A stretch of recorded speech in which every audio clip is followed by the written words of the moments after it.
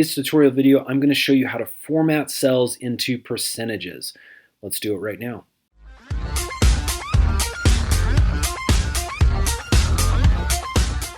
Okay, so as you can see, I've got a real basic spreadsheet here that gives us some names of our salespeople, some dates, number of sales, and then some monetary figures for those sales. So what I want to figure out is how much Tom's sales account for the total percentages when compared to the total here.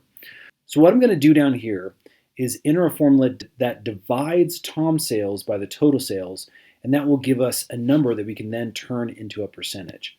So to do that formula, I'm going to hit the equals button, and then I'm going to type in sum, do a left parentheses, and then I'm going to do Tom sales. I'm going to do the divide symbol, which is just this /, click the total, click the right parentheses to close up that formula, and hit enter. Okay, as you can see, we've got a 0.21739 bunch of other numbers here that we now need to turn into a percentage. So once I click on that number, I can actually come up here, make sure you're on your home menu. You've got a little symbol down here that is the percentage sign. I'm just going to click on that, and as you can see, it automatically will turn into a percentage symbol.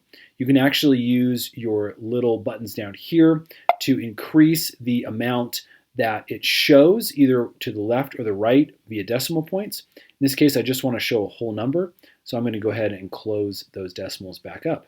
Now, again, like I said, this is a very, very basic way of showing percentages. Hopefully you can get a little creative with your own formulas. Just remember on your home screen, you have that little formula button to make the formatting really easy. Friends, I hope this has helped. If it has, hit that thumbs up button. Let us know we're making good videos, and subscribe because we are making a ton more Excel tutorial videos, and those are coming out really, really soon. Thanks so much for watching.